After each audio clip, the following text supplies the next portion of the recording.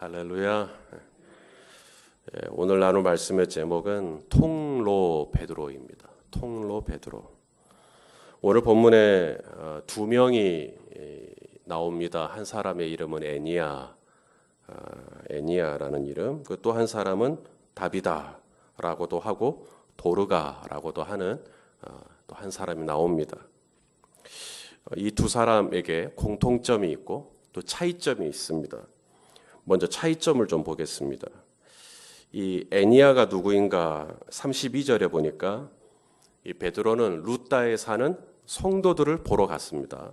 루다에 사는 성도들에게 내려갔는데 거기서 애니야를 만났다. 그러니까 애니야는 성도인 거죠.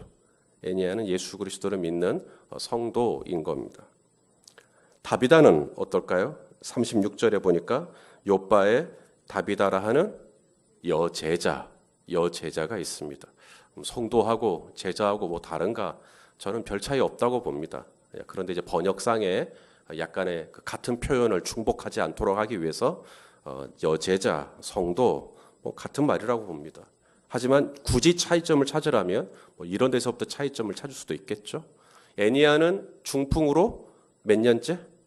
8년째 누워있는, 반면에 다비다는 이미 죽었습니다. 그런 차이가 또 있습니다. 애니야는 중풍으로 여전히 살아는 있습니다. 다비다는 죽었고요. 애니야는 설명이 그렇게 많지 않습니다. 애니야는 루다에 사는 성도들에게 내려가니 거기서 애니야라고 하는 사람을 만났다. 딱 요 정도입니다. 반면에 이 다비다라고도 하고 도로가라고 하는 이 여인의 이름이 두 개예요. 이름을 벌써 두 개로 말씀을 하시고, 또 36절에 보니까 선행과 구제하는 일이 심히 많았다. 선행과 구제하는 일이 심히 많았다. 그리고 사람들이 베드로에게 가서 우리 다비다가 지금 이렇게 돼 있으니까 와서 좀 기도해달라. 이런 차이점들이 좀 있습니다. 공통점이 있죠. 둘 다 살았습니다. 둘 다 중풍으로 8년째 누워있던 이 애니야라는 분도 살았고요. 죽었던 다비다도, 죽었던 도르가도 또 살게 되었습니다. 39절에 보니까 모든 과부가 베드로 곁에 서서 울며 도르가가 그들과 함께 있을 때 지은 속옷과 겉옷을 다 내보였다. 이 다비다라고 하는 자매가, 이 도르가라고 하는 자매가 얼마나 열심히 있는 자매였는지를 이제 그 옆에 있던 분들이 베드로에게 다 보여줬다라는 거죠. 이분이 이렇게 살았습니다. 이분이 이렇게 충성스러웠습니다. 라는 얘기를 지금 하고 있는 겁니다. 그러므로 하나님이 다비다라고 하는 이 여제자는 살려주시고, 애니야라고 하는 이 중풍에 걸려 있는 이 불쌍한 인생은 안 살려주시고, 만일에 이랬다면 이제 설교를 한다라는 게 이게 어떻게 가냐면, 여러분도 선행과 구제를 많이 하십시오. 그러면 하나님이 여러분을 살려주실 겁니다. 이렇게 갑니다. 하나님이 이 두 사람을 다 치유해 주셨어요. 애니야라고 하는 분은 별로 설명이 없지만, 또 누가 이 애니야를 대신해서 예수님 베드로에게 가서 간청하고 기도해주고 뭐 이런 요청이 없었지만 애니야는 어쨌든 고침을 받았습니다. 다비다도 고침을 받았습니다. 이것이 뭘 의미하냐면, 하나님이 우리를 치유해 주실 때 그 근거는 우리의 행위에 있지 않다라는 것입니다. 내가 이만큼 했으니까 하나님이 나를 치유해 주시겠지. 그게 아니라 하나님의 치유는 전적으로 은혜입니다. 은혜로 치유해 주시는 겁니다. 자, 그다음 또 다른 공통점이 있는데요. 이 애니야가 살고 난 다음 애니야의 건강해진 모습을 보고 많은 사람이 예수님을 믿게 됩니다. 자, 35절 읽어볼까요? 시작. 루다와 사론에 사는 사람들이 다 그를 보고 주께로 돌아오니라. 다비다도 마찬가지입니다. 도르가도 마찬가지입니다. 41절 42절 시작.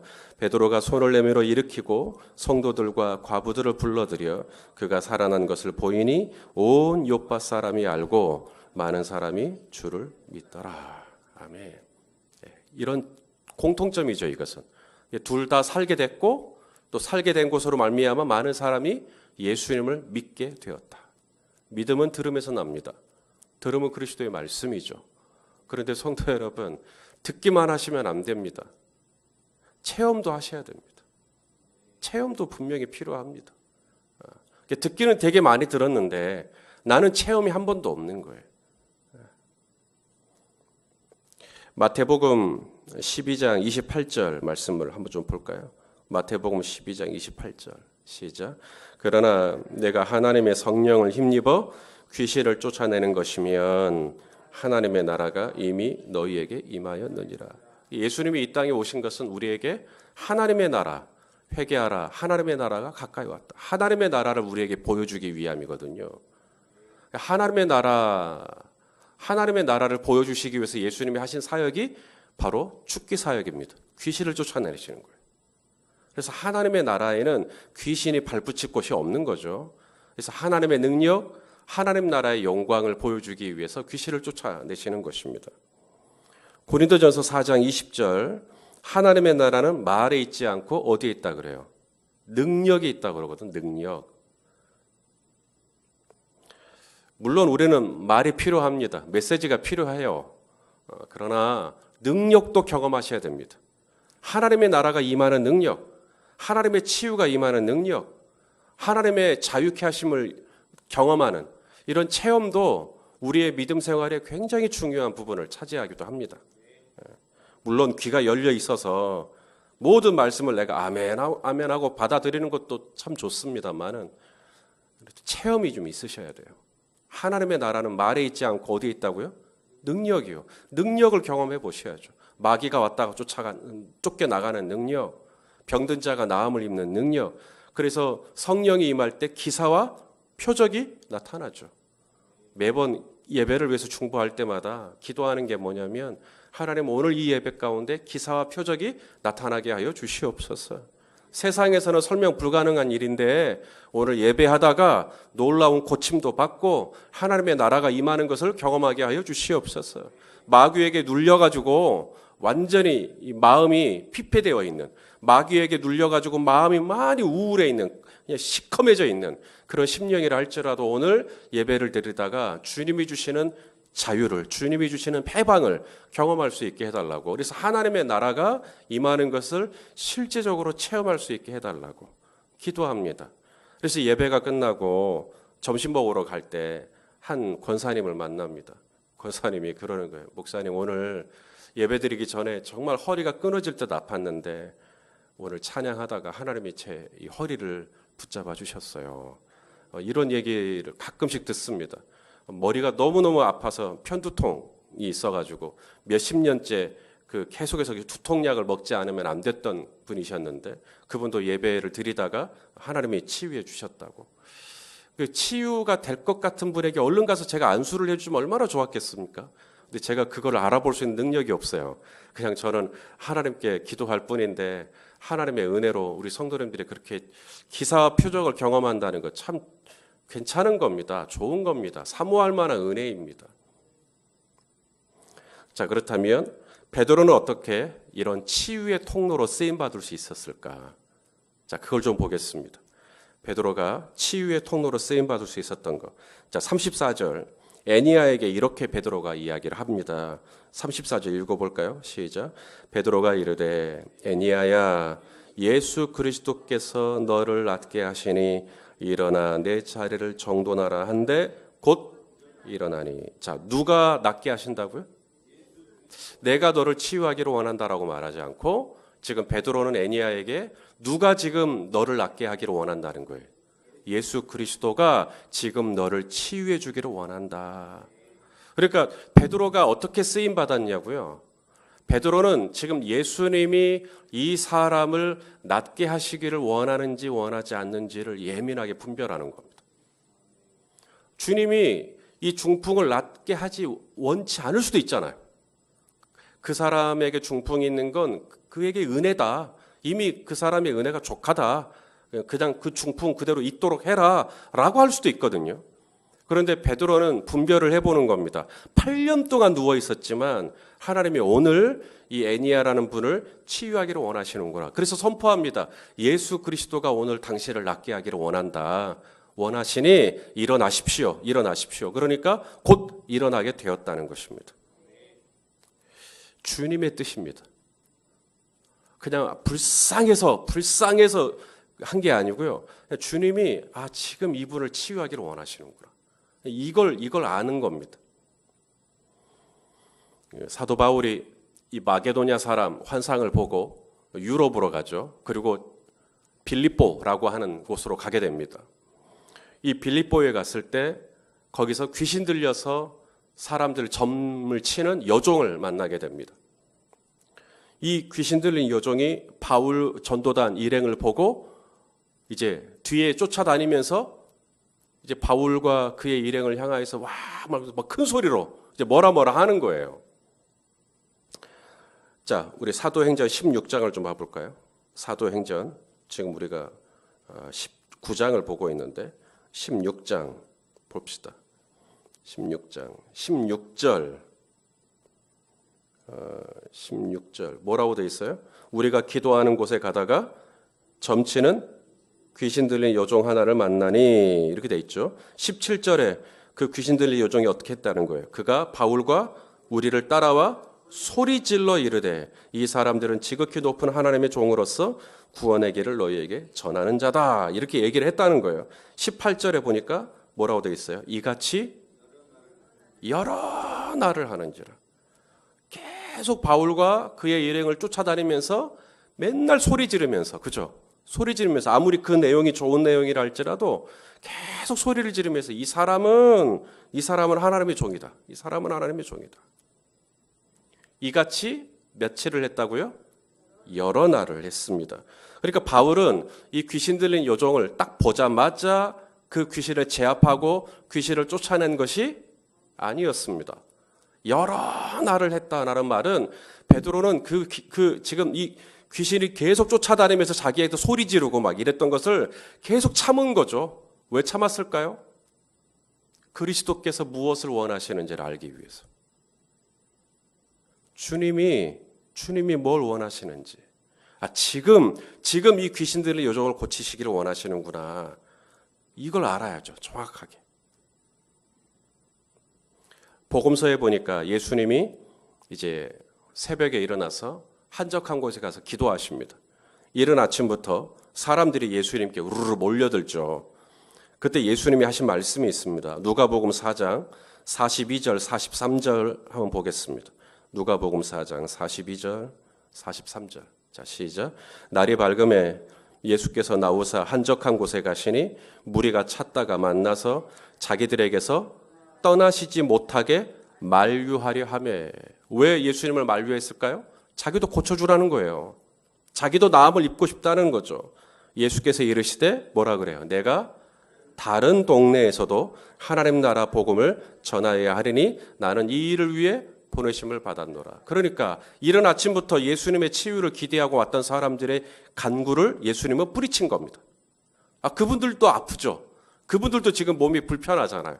그분들도 지금 치유가 필요하고 그분들도 은혜가 필요해요. 그런데 예수님이 당신들은 아니라는 거예요. 지금 내 아버지께서 오늘 당신들을 치유하기를 원치 않으신다. 하나님의 치유가 필요한 건 다른 동네에 있다라는 거예요. 그래서 예수님이 그들의 만류를 뿌리치고 다른 동네로 가버리십니다. 그러니까 예수님의 사역의 원칙이 뭐죠? 사람들의 요구가 아닌 겁니다. 예수님의 사역의 원칙은 하나님께서 그것을 원하시는 거 하는 거예요. 바울도 마찬가지입니다. 막 뒤에 와서 막 소리 지르고 막 괴롭게 하는데도 하나님 오늘입니까? 근데 주님이 사인을 안 주세요. 오늘은 냅둬라. 또 그 다음날 역시나 사역을 나가는데 또 뒤에 와서 이 귀신들의 여종이 또 소리를 지르고 깽판을 치는 거죠. 하늘을 바라봅니다. 주님이 오늘도 네가 참아라.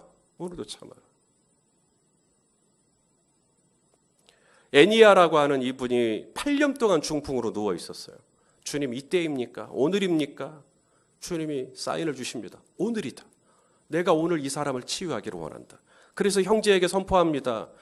예수 그리스도께서 당신을 낫게 하시기를 원합니다. 일어나십시오. 그러니까 곧 일어나게 되었다는 거죠.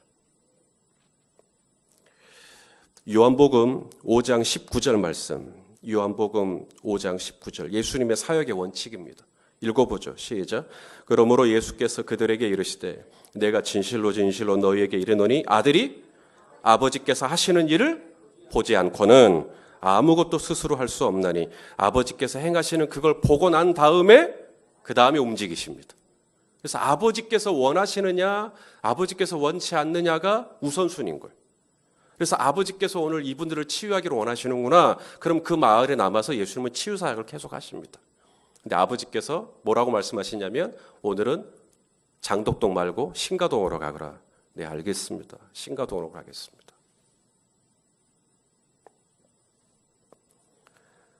베드로가 어떻게 통로로 쓰임 받을 수 있죠?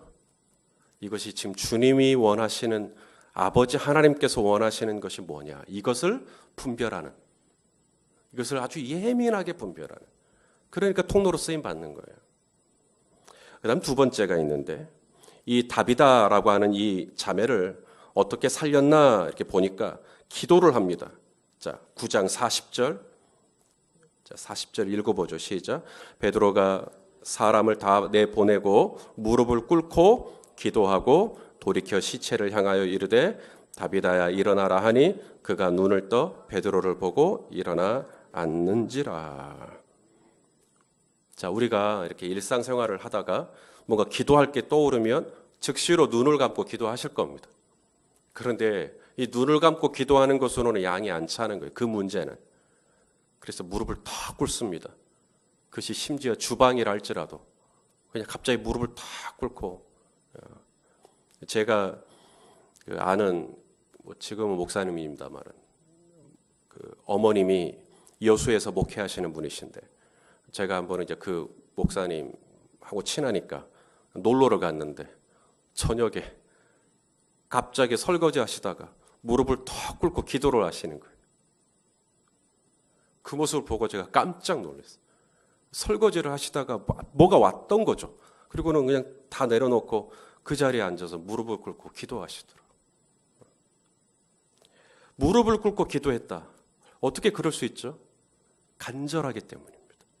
정말 그 문제가 너무 절박하고 그 문제가 너무 간절하니까 하나님 앞에 무릎을 턱 꿇고 하나님 도와주십시오. 그랬던 거죠.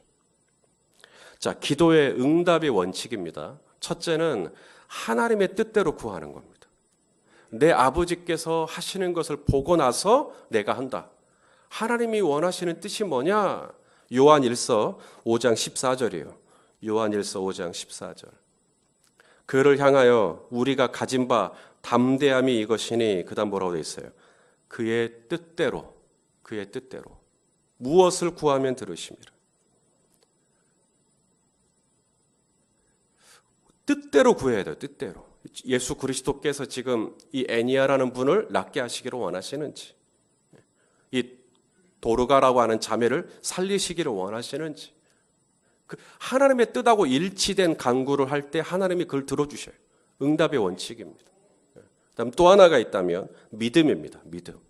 야고보서 1장 6절에 오직 믿음으로 구하고 조금도 의심하지 말아라. 믿음으로 구해야 되는데 믿음이 뭐죠? 간절함입니다. 간절한 것이 믿음이에요. 내가 얼마나 간절하냐. 믿음이 있으니까 간절한 거거든요. 수로보니게 족속에 가나안 여인이죠. 귀신 들린 딸이 있었어요. 예수님께 오죠. 제 딸을 좀 살려주십시오. 예수님이 자녀의 떡을 취하여 개에게 던지는 것이 마땅치 않다. 그러니까 이 수로보니게 족속 이 가나안 여인이 뭐라고 그럽니까? 올소이다. 저 개입니다. 하지만 이 개들도 주인의 상에서 떨어지는 뭐예요? 부스러기라도. 이게 얼마나 간절하냐고요. 얼마나. 저는 대표 기도를 할 때 우리 성도님들이 그렇게 기도하는 걸 들은 적이 없어요. 주여 오늘 부스러기만한 은혜라도 좀 주십시오. 대개는 이렇게 기도하죠. 주여 오늘 큰 은혜를 주십시오. 놀라운 은혜를 주십시오. 이렇게 기도하는데 대표 기도하는 분이 오늘은 부스러기만 주십시오. 이렇게 말씀하시는 분은 아마 저 들어본 적이 없습니다. 왜요? 우리는 부스러기보다 더 큰 은혜를 더 좋아하기 때문에 그래요. 근데 간절한 사람은요, 진짜 목이 마른 사람은 어떻게 해요? 물에 찍어가지고 손가락 하나만 대달라고 그래요. 그거면 난 족하다는 거예요. 간절한 사람은 부스러기여도 은혜를 받습니다. 사랑하시는 성도 여러분, 베드로 사도가 무릎을 다 꿇습니다. 그리고 하나님 앞에 기도하는 거죠. 엘리야의 간절함이 하늘의 문을 열었듯이, 다니엘의 간절함이 이스라엘의 역사를 바꿨듯이, 베드로의 간절함이 죽었던 도르가 자매를 살려내는 것입니다. 우리는 솔로몬이 성전을 지을 때 그의 아버지였던 다윗이 얼마나 많은 것들을 준비했는지를 알고 있습니다. 금도 준비하고, 은도 준비하고, 목재도 준비하고, 아주 의리의리한 준비들을 많이 했죠. 그래서 그럼 솔로몬이 성전을 지을 수 있었을까? 아닙니다. 솔로몬이 성전을 지을 수 있었던 것, 거기에는 놓치지 말아야 될 한 가지가 있어요. 사무엘하 7장 27절입니다. 사무엘하 7장 27절. 자, 읽어보죠. 시작. 만군의 여호와 이스라엘의 하나님이여, 주의 종의 귀를 여시고 이르시기를 내가 너를 위하여 집을 세우리라 하셨으므로 주의 종이 이 기도로 주께 간구할 마음이 생겼나이다. 그러니까 이날 이후 다윗은 너는 아니지만 네 자손이 성전을 짓도록 하겠다라는 말씀이 떨어짐과 동시에 다윗은 그날부터 뭐 하기 시작해요? 기도요. 기도하기 시작합니다. 그때부터 내가 기도할 마음이 생겼다니. 그래서 다윗의 금과 다윗의 은이 성전을 지은 게 아니고 다윗의 기도가 쌓이고 쌓여서 아들이 솔로몬이 성전을 짓게 되는 것이죠. 성전은 벽돌로 짓는 게 아닙니다. 성전은 그 기도로, 무릎으로 세워지는 것이죠. 주님은 오늘도 통로를 찾고 계셔요. 당신의 능력의 통로, 당신의 사랑의 통로, 당신의 위로의 통로, 당신의 기사와 표적을 나타내고 하나님의 나라를 증거할 통로 찾고 계십니다. 오늘 이 베드로가 어떻게 합니까? 무릎을 꿇고 기도합니다. 하나님의 뜻을 헤아리죠. 주님, 지금입니까? 주님, 오늘입니까? 주님, 제가 이렇게 기도하기를 원하십니까? 주님의 뜻대로 구하기를 원합니다. 이것이 지금 베드로의 기도입니다.